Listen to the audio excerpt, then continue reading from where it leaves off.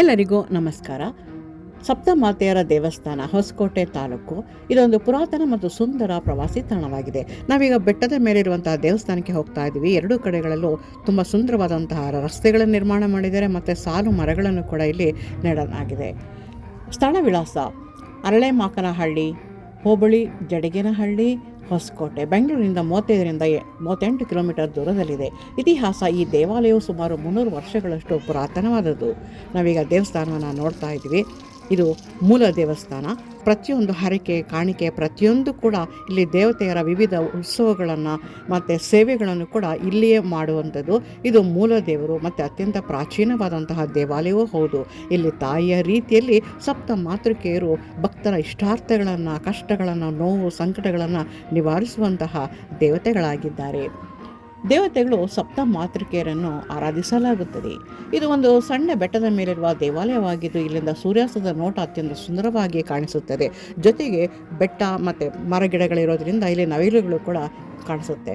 ಸಮಯ 7:30ರಿಂದ 12:30ವರೆಗೆ, ಸಂಜೆ 3:30ರಿಂದ ಸಂಜೆ ಪೂರ್ತಿಯಾಗಿ ದೇವಾಲಯ ತೆರೆದಿರುತ್ತೆ.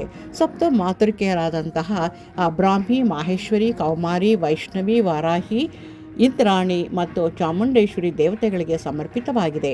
ಸ್ಥಳೀಯವಾಗಿ ಸಪ್ಲಮ್ಮ, ಮಾರಮ್ಮ, ಪಾತಾಳಮ್ಮ, ಭೂಪಟಮ್ಮ, ಯಲ್ಲಮ್ಮ, ಕರಗಮ್ಮ, ಸಾವರಮ್ಮ ಎಂದು ಸಪ್ತ ಮಾತೃಕೆಯರನ್ನು ಕರೆಯುತ್ತಾರೆ. ಇದರ ಮುಂಭಾಗದಲ್ಲಿ ಮುನೇಶ್ವರ ಸ್ವಾಮಿ ನೆಲೆಸಿದ್ದಾರೆ. ವೈಶಿಷ್ಟ್ಯ: ಇವು ಸ್ವಯಂಭೂ ಮೂರ್ತಿಗಳೆಂದು ನಂಬಲಾಗಿದೆ. ಸ್ಥಳೀಯರು ಇದನ್ನು 7 ಮಂದಿ ಅಮ್ಮನ ದೇವಸ್ಥಾನ ಅಥವಾ ಭೂತಮಾತಾ ದೇವಸ್ಥಾನ ಎಂದು ಕರೆಯುತ್ತಾರೆ. ಇಲ್ಲಿರುವಂತಹ ಪವಾಡಗಳು ಮತ್ತು ನಂಬಿಕೆಗಳು: ಇದರಿಂದ ಸ್ವಲ್ಪ ಮುಂದೆ ಹೋದಾಗ ದೊಡ್ಡದಾದ ಮತ್ತು ಹೊಸದಾದಂತಹ ಒಂದು ಸಪ್ತ ಮಾತೆಯರ ದೇವಸ್ಥಾನವನ್ನು ನಿರ್ಮಾಣ ಮಾಡಿದ್ದಾರೆ. ಅತ್ಯಂತ ಸುಂದರವಾಗಿದೆ ಮತ್ತು ಮೂರ್ತಿಗಳನ್ನು ಸಾಲಾಗಿ ನೆಲೆಸಲಾಗಿದೆ. ಅದನ್ನು ಕೂಡ ನಾವಿಲ್ಲಿ ನೋಡ್ತಾ ಹೋಗ್ತಾ ಇದ್ದೀವಿ. ಇದೊಂದು ಜಾಗೃತ ಸ್ಥಳ. ಈ ದೇವತೆಗಳು ಬಹಳ ಶಕ್ತಿಶಾಲಿಗಳಾಗಿದ್ದಾರೆ. ಭಕ್ತರ ಇಷ್ಟಾರ್ಥಗಳನ್ನು ನೆರವೇರಿಸುತ್ತಾರೆ. ಹರಿಸಿಕೊಂಡವರು ದೇವಿಯ ಉಯ್ಯಾಲೆ ಸೇವೆ ಮಾಡಿಸುತ್ತಾರೆ, ಪ್ರಸಾದಗಳನ್ನು ವಿನಿಯೋಗ ಮಾಡುತ್ತಾರೆ. ಹರಿಸಿಕೊಂಡವರು ಬೇರೆ ಬೇರೆ ಸೇವೆಗಳನ್ನು ಕೂಡ ಇಲ್ಲಿ ಮಾಡ್ತಾರೆ. ಮತ್ತು ಸ್ವಲ್ಪ ದೂರದಲ್ಲಿ ಹೊಸ ದೇವಸ್ಥಾನವನ್ನು ನಾವು ನೋಡ್ತಾ ಹೋಗ್ತಾ ಇದ್ವಿ. ಇದು ಬಹಳ ಸುಂದರವಾಗಿ ಅಚ್ಚುಕಟ್ಟಾಗಿರುವಂತಹ ಒಂದು ದೇವಸ್ಥಾನ.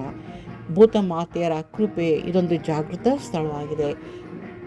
ನಾವು ನೋಡ್ತಾ ಹೋಗ್ತಾ ಇದ್ವಿ. ದೇವಸ್ಥಾನ ಬಹಳ ಸುಂದರವಾಗಿ ಕಟ್ಟಲ್ಪಟ್ಟಿದೆ ಮತ್ತು ಒಂದು ಅಲಂಕಾರ ಕೂಡ ಅತ್ಯಾಧುನಿಕ ರೀತಿಯಲ್ಲಿ ದೇವಸ್ಥಾನದ ಒಳಭಾಗವನ್ನು ಅಲಂಕಾರ ಮಾಡಿದ್ದಾರೆ.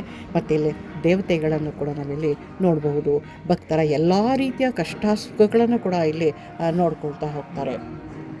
ಇಲ್ಲಿ ಈ ಮಾತೆಯರು ಅದೃಶ್ಯ ರೂಪದಲ್ಲಿ ಹೋಗಿ ಕಾಲಭೈರವನ ಸೇವೆ ಮಾಡ್ತಾರೆ ಅಂತ ಸ್ಥಳೀಯರು ಕೂಡ ಇಲ್ಲಿ ನಂಬ್ತಾರೆ. ಇಲ್ಲಿ ಕಾಲಭೈರವೇಶ್ವರರು ಇಲ್ಲಿ ಸಪ್ತ ಮಾತೆಯರ ಒಂದು ರಕ್ಷಕರಾಗಿ ನಿಂತಿದ್ದಾರೆ. ಹತ್ತಿರದಲ್ಲಿ ನಾವು ಕಾಲಭೈರವೇಶ್ವರ ಸನ್ನಿಧಿಗೆ ನಾವು ಹೋಗ್ತಾ ಇದ್ವಿ. ಇಲ್ಲಿ ಅದೃಶ್ಯವಾಗಿ ಸಪ್ತಮಾತೆಯರು ಪೂಜೆ ಮಾಡುತ್ತಾರೆ ಎಂದು ಸ್ಥಳೀಯರು ನಂಬುತ್ತಾರೆ.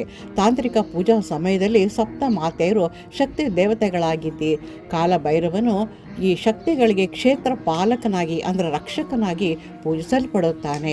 ಅದನ್ನು ನಾವಿಲ್ಲಿ ನೋಡ್ಬೋದು. ಮತ್ತು ಇಲ್ಲಿ ರಾಹುಕಾಲದ ಪೂಜೆ ಅಂತ ಮಾಡ್ತಾರೆ ಕಾಲಭೈರವೇಶ್ವರನ ದೇವಸ್ಥಾನದಲ್ಲಿ.